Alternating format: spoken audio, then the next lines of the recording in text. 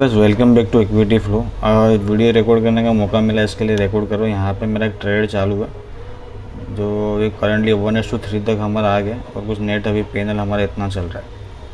ठीक है, कैसे प्लान किया है वो मैं बता देता हूँ आपको। जैसे कि मैक्स हेल्थ है, 1:3 आ गया मीन्स अभी हम लोग लॉस लेने वाले हैं। हम लोग कोस्ट टू कोस्ट अगर रिटर्न होगा तो एक्सेट कर देंगे। जहाँ पे हमारा बाइंग प्राइस था वहीं पे मैं अभी स्टॉप लॉस रख दूँगा। ठीक है, वहीं पे मैं इसको स्टॉप लॉस प्लेस कर दूँगा। अभी मेरा टारगेट फर्स्ट टारगेट मेरा 1168.80 मीन्स का 1:4 है। इस एंट्री पॉइंट से यहाँ तक का मेरा मेन टारगेट है। ठीक है, तो अभी करंटली कुछ 1988 का प्रॉफिट चल रहा है। यहाँ पे कुछ 2200 दिख रहा है अभी। मैं पोजीशन आपको दिखा दूँ, फिर मैं आपको बताता हूँ कि मैंने किस तरीके से प्लान किया है। 1:2 यहाँ पे हमारी हाफ़ क्वान्टिटी बुक हो जाएगी। ठीक है ना, यहाँ पे क्या होगा, हमारी हाफ़ क्वान्टिटी बुक हो जाएगी। जैसे कि अभी मैं चाहूँ तो मैं यहाँ पे भी हाफ़ क्वान्टिटी निकाल सकता हूँ इस जगह पे। 1 मिनट की क्वान्टिटी एग्जिट क्यों नहीं हुआ?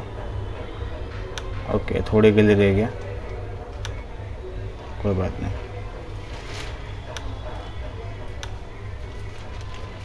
थोड़े पॉइंट्स के लिए रह गया, अगर रिटर्न आएगा तो फिर कोस्ट टू कोस्ट निकल जाएंगे, उसका कोई प्रॉब्लम नहीं है। अभी देखो मैं एंट्री दिखा दूँ, मैंने एंट्री कैसे ली है। मेरे पास का थोड़ा टाइम देखो, यहाँ पे अभी आया था 25 मिनट का डिमांड जोन था। यहाँ पे अपना हाफ़ क्वांटिटी एग्जिट हो गया है, मेरे को मोबाइल में मैसेज आ गया। इस जगह पे देखो हाफ़ क्वांटिटी मेरा निकल गया है, तो कुछ अभी प्रॉफिट अपना ऑलरेडी यहाँ पे बुक हो चुका होगा पार्शियली। अगर मैं इसमें देख पाऊँ तो ये देखो यहाँ पे आपको दिख रहा है, तो 1274 का प्रॉफिट बुक हो चुका है और अभी 1246 का प्रॉफिट चल रहा है यहाँ पे। ठीक है, इस जगह पे तो मैं इसलिए बोलता हूँ कि ट्रेड हमेशा इसी तरीके से प्लान करना चाहिए कि अच्छा टारगेट आएगा हमारे पास में तो हमको एक वो रहता है। अभी देखो मैं अपना स्टॉप लॉस को थोड़ा ट्रायल कर देता हूँ। हाफ़ क्वांटिटी जो मेरा बचा है ना 140, उसको मैं ट्रेल कर दूँगा मेरे परचेस प्राइस पे, क्योंकि रिटर्न होगा तो मैं एटलीस्ट कुछ लेके निकलूँगा। ये कॉन्सेप्ट सभी को रखना चाहिए। जैसे कि मैं 140 क्वान्टिटी यहाँ पर कर देता हूँ अभी। ठीक है, और स्टॉप लॉस जो मेरा प्राइस है मैंने 1159.90 पे। देखो मेरा जो बाइंग प्राइस रहता है ना वो बहुत कंप्लीट रहता है, अगर थोड़ा भी ऊपर नीचे होता है तो मुझे बहुत बड़ा गैप का सामना करना पड़ता है। इसलिए 1151.90 का मेरा ट्रेलिंग स्टॉप लॉस है जो कि मैंने यहाँ पे लगा दिया। अभी मैं आपको चार्ट दिखा दूँगा। यहाँ पे हम लोग हमारे टारगेट के भी कुछ नियर बाय हैं। देखो अभी हम लोग यहाँ कहीं पे आ चुके हैं टारगेट पे, कुछ 2800 का भी प्रॉफिट यहाँ पे चल रहा है।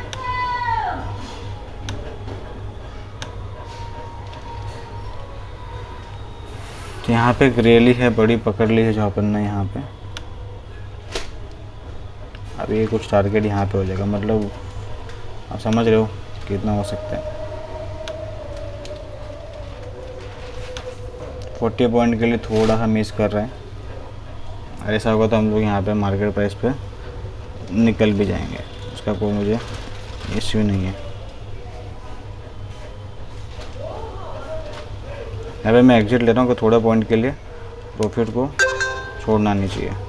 तो यहाँ पे मैंने ट्रेड अपना बुक कर लिया, इसको हम लोग कर लेंगे कैंसिल। यहाँ से स्टॉप लॉस जो था हमारा वो भी निकाल देंगे, तो ये हमारा एंट्री क्लियर हो गया यहाँ पे। ठीक है, थोड़े से पॉइंट के लिए फिर हमको वेट नहीं करना चाहिए, हम लोग अच्छा खासा बुकिंग किया हुआ। तो यहाँ पे 2926 का प्रॉफिट हम लोग ने बुक कर लिया है। अभी बचा कितना है, 932 हो रहा है यहाँ पे।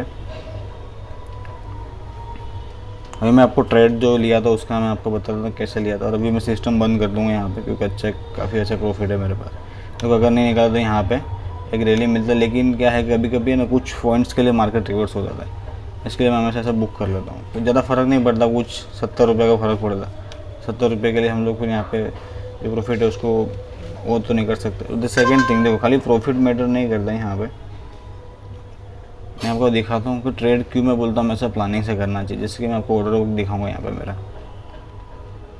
ऑर्डर हिस्ट्री में जाएंगे हम लोग, तो यहाँ पे देखना जो चार्जेस आएंगे ना वो देखो 186 रुपीज़ है। अभी आप समझो, अगर आपको 500 रुपये का एस एल है, 186 रुपये तो आपको देना ही देना है जो आपका ब्रोकरेज वगैरह हो रहा है उसमें। ठीक है, तो इससे क्या होता है ये ऐड ऑन होता है तो आपको जो रिस्क कैपेसिटी है वो बढ़ जाता है। इसलिए मैं जो 1% मेरा ट्रेड का प्लान करता हूँ उसी के अंडर ब्रोकरेज आ जाए ऐसा कुछ प्लानिंग करता हूँ मैं। जैसे कि आप देखो मैंने यहाँ पर सुबह मॉर्निंग में कितने सारे ऑर्डर लगाए थे। आइशर मोटर लगाया था, एंट्री नहीं मिला। रिलायंस में एंट्री नहीं मिला। मैक्स लाइफ में एंट्री मिला मुझे, यहाँ पे अशोक में नहीं मिला। मैं यही दो ट्रेड निकाला, ये ट्रेड मैंने कैंसिल किया। तो उस हिसाब से मैंने यहाँ पे ट्रेड किया था। अगर अभी हम लोग, मैं आपको चार्ट में दिखा तो मैंने प्लानिंग कैसे किया था। अभी देखो क्या ज़बरदस्त है, स्पाइक है ना। अब जिससे कि आपको 25 मिनट में अगर हम लोग देखेंगे यहाँ पे तो दिख रहा है प्राइस यहाँ पे आया, टच किया और ऊपर की साइड में चला गया। इसको बोलते हैं डिमांड जोन। ये वो कुछ भी नहीं है, इसको हम लोग इंस्टीट्यूशनल डिमांड जोन बोलते हैं। यहाँ पे देखेंगे अभी तो अपने टारगेट से भी काफ़ी ऊपर प्राइस है। अभी ये आपको दिख रहा होगा यहाँ पे 1:2 पर, लेकिन मैंने 1:5 तक कैसे कैप्चर किया, वही स्ट्रेटेजी है। ठीक है, वही स्ट्रेटेजी है, उसी के अकॉर्डिंग मैं प्लान करता हूँ। ठीक है, अभी देखो यहाँ पे हम लोग देखेंगे तो प्राइस काफ़ी अच्छा सा डिसेंट ऊपर जा रहा है। हम लोग ना आई थिंक बुक कर लिया था यहाँ पे लास्ट ऑर्डर में। अगर आपको बताऊँ, देखो मैं बता दूँ कितना फ़र्क आता। लास्ट ऑर्डर जो मैंने बुक किया यहाँ पे 117, एक मिनट, ओके 1171.90 पे किया है मैंने। ठीक है, 1177.90 पे। और हम लोग यहाँ पे इसका चार्ट देखें 7190, हमारा टारगेट था 7280। मीन्स कि हम लोग को ऑलरेडी ₹1.10 का फ़र्क था। मीन्स कि हमको 140 रुपीज़ का एक वो मिलता। तो अभी जैसे कि ये देखो, ये बोलता हूँ मैं लालच को कैसा कंट्रोल करते, अगर हम उसको पूरा का पूरा पकड़ने बैठे तो ट्रेड रिवर्स भी हो सकता है। अब 140 मैं करूँगी यहाँ पे, ₹1.10 है इंटू 140 करूँगा तो कितना होगा, 154 होगा।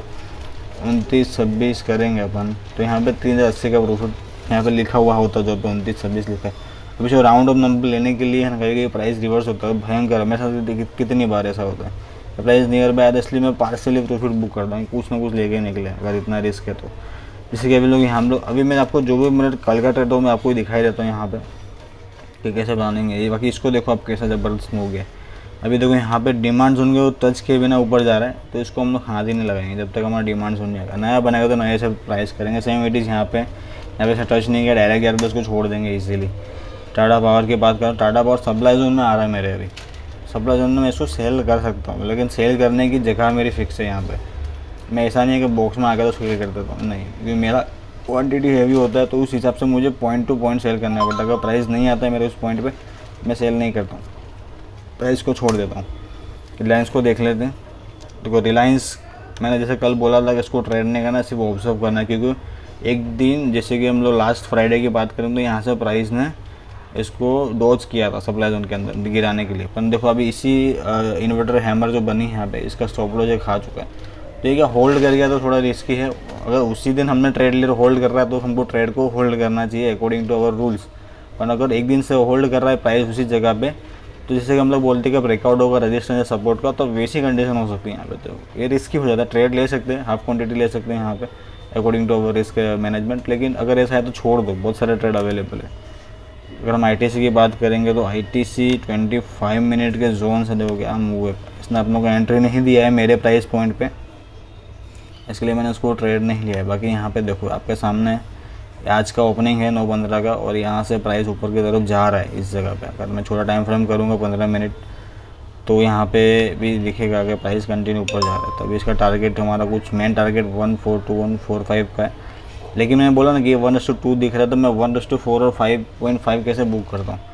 तो वही एक स्ट्रेटजी है, वो इस दिमाग थोड़ा अलग लगाना पड़ता है जैसे कि हर ट्रेडर का होता है। देखो यहाँ पे स्टॉप लॉस है, ये देखो 25 मिनट का सप्लाई जोन था यहाँ पे अशोक का। मैं सुबह इसको शॉर्ट करने वाला था, लेकिन प्राइसिंग वोलेटाइल था तो मैंने मॉर्निंग में क्वांटिटी डाला नहीं। बाकी मेरा एंट्री होता है, मेरा यहाँ पे स्टॉप लॉस लग जाता। आज बच गए यहाँ पे। तो देखो अगर स्टॉप लॉस लगता तो मैं फिर ट्रेड ही नहीं करता इस जगह पे। यहाँ पे देखेंगे तो रैली है, 2 बेस 3 बेस से एक ड्रॉप है। फर्स्ट क्लास स्टॉप लॉस यहाँ पे सप्लाई जोन था। मैं 5 मिनट में आपको दिखा रहा हूँ छोटा टाइम फ्रेम में। तो यहाँ पे प्राइस ने इसको गिराने का ट्राई भी किया, पर लेकिन क्या हुआ, यहाँ पे बायर्स ने इसको रियली कंसिडर कर लिया।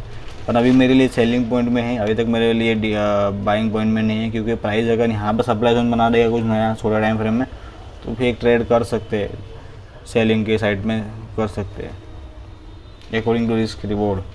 ऐसा कूदना नहीं है सीधा डायरेक्ट। अगर मैं इंटर एविएशन की बात करूँ तो देखो यहाँ पे भी टच नहीं किया है, लेकिन प्राइस ऊपर ज़्यादा है, डिमांड जोन थोड़ा पावरफुल है, इसके लिए पहले से इसको ऊपर भेजा है, उसका टारगेट भी नियर पे आने वाला है। सेम इट इज़ यहाँ पे इंडिया सीमेंट में 25 मिनट का टाइम फ्रेम है। मैक्स सेल तो हमने देख ही लिया, यहाँ पे फर्स्ट क्लास अभी हैमर बना हुआ है। अब सोचो जरा, जस्ट थिंक तो सोचो, यहाँ पे किसी ने तो बाई किया होगा ना, इतना बड़ा स्पाइक आया है, किसी का डेयरिंग तो होगा यहाँ पे कि बाई करना है। ऐसा नहीं है कि मैंने यहाँ पे बनाया है सेटअप तो मेरे बाई सेटअप पे ही बाई हो गया, ऐसा नहीं है। मैं सिर्फ स्ट्रेटजी फॉलो करता हूँ और थोड़ा हमको गणित लगाना पड़ता है। मैथ इज़ वेरी इंपॉर्टेंट, ठीक है ना। मैथ्स के बिना कोई भी ट्रेडिंग सेटअप काम नहीं करेगा, आप कितना भी एक्यूरेसी ला लो।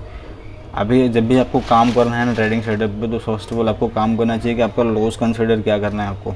आप 10% आपका स्ट्रेटेजी एक्यूरेसी है तो आपका कितना लॉस होगा, 20% एक्यूरेसी तो कितना लॉस होगा, 30 एक्यूरेसी तो कितना होगा, 40 होगा तो कितना होगा।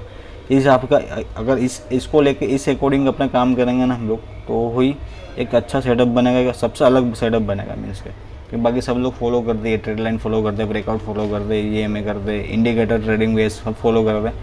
आप समझो सबके सेम सेटअप होते हैं, लेकिन सब लोग क्यों प्रॉफिटेबल नहीं हो पाते, उसका कारण होता है कि हर किसी का एक यूनिक खुद का कोई पॉइंट होता है। सेटअप वही रहता है, लेकिन उनका कुछ यूनिक पॉइंट रहता है।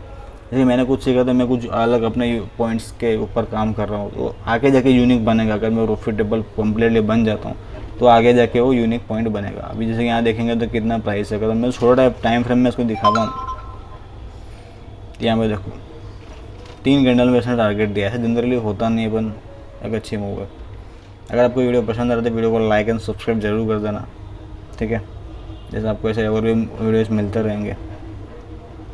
तो एक अच्छा ट्रेड हमको मॉर्निंग में मिल गया, तो भी हम लोग को आई थिंक 10% में मैं आ चुका हूँ मेरे अकॉर्डिंग। मेरा जो सेटअप है, तो मुझे 30% प्रॉफिटेबल रहना है हर महीने, तभी जाके मैं प्रॉफिटेबल ट्रेड बन पाऊँ। क्योंकि मेरे को चार्जेस भी कैलकुलेट कर लोगों की तरह नहीं है कि चार्जेस को माइनस कर देंगे, नहीं। चार्जेस के साथ अगर मुझे 30% मेरा टारगेट हिट होंगे, 30% मेरे चांसेस है विनिंग के, तो मैं प्रॉफिटेबल हूँ। 30% आप समझते हो कितना होगा। अगर 22 ट्रेड है मेरे पास, ठीक है, इंटू में 30 करूँगा तो मेरे को 6.5 ट्रेड चाहिए प्रॉफिटेबल, ठीक है। अगर हम लोग 6 ट्रेड भी गिनते हैं, मैं आपको एक कैलकुलेशन दिखाता हूँ मैथ्स का, ठीक है। अभी 6, जैसे कि अभी हमारा 2900 का प्रॉफिट आया, ठीक है। तो मैं हम एक 2800 का एवरेज गिन के चलते हैं, ठीक है। 2800 का एवरेज का तो हमारा कुछ प्रॉफिट होगा 16,800 का। तो यहाँ पे मैं कैलकुलेट करके दिखाऊँ आपको, तो आपको इजीली आइडिया आएगा। तो हमेशा मैथ्स पे काम करो। स्ट्रेटेजी तो ठीक है, आपको जो स्ट्रेटेजी सूट करती है ना, जो आपको अच्छी लग रही है, उसको अच्छी लग रही है, उस पर आप ट्रेड करो। अपन एक कैलकुलेशन बना लोगे, मुझे इतना प्रॉफिट, इतना रेशियो रखना ही पड़ेगा। देखो 16,800 है, ठीक है। यहाँ पे 16,800 के दिख रहा है, ये मेरा 30% प्रॉफिट का मैं रेशियो दिखा रहा हूँ कि मेरे को इतना प्रॉफिट हो सकता है। अभी बचे कितना है मेरे पास 22 में से अगर मैं 6 माइनस करूँ तो 16 दिन मेरे लॉस के हैं, ठीक है। तो 16 इंटू मेरा पर डे 550 का ऐसा लेता हूँ, कभी कभी 570 भी जाता है, मार्केट प्राइस पे डालता हूँ इसके लिए। तो मेरा कितना है लॉस अभी 8,800 है, ठीक है। तभी मैं क्या करूँगा, यहाँ पे 16,800 माइनस 8,800 डाल दूँगा इस जगह पे। तो मेरे को कितना नेट प्रॉफिट आएगा, 8,000 नेट प्रॉफिट आएगा। अभी मैं ब्रोकरेज की बात करूँ, इसमें तो मुझे ब्रोकरेज भी निकलना है दोनों साइड का। तो मेरा यहाँ पे मैक्सिमम अभी जो अगर मैं सिंगल ट्रेड कर रहा हूँ तो मेरा 1900 के आसपास मेरा चार्जेस टोटल लगता है, 1900 के आसपास टोटल।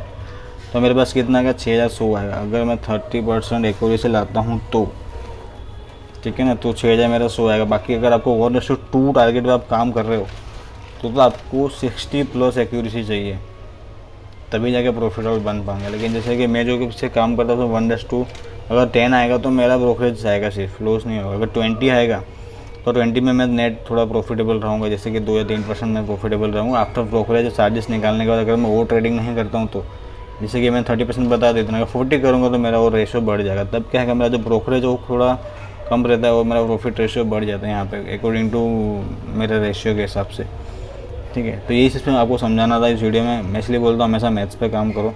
मैथ्स पे काम करेंगे तो हमको एक व्यू मिल जाता है, एक पाथ हमको अच्छे से मिल जाता है कि जहाँ पे हमको सीधा रन करना है, अच्छा वॉक करना है। और डिपेंड करता है कंडीशन पे आपकी कि हम लोग कितना मेहनत कर रहे हैं उसके अकॉर्डिंग, ठीक है ना। ठीक है, तो मिलते हैं। आई होप आपको वीडियो पसंद आया होगा। अगर वीडियो पसंद आया तो वीडियो को लाइक एंड सब्सक्राइब जरूर करना। मिलते भी नेक्स्ट वीडियो में। जय हिंद, जय भारत।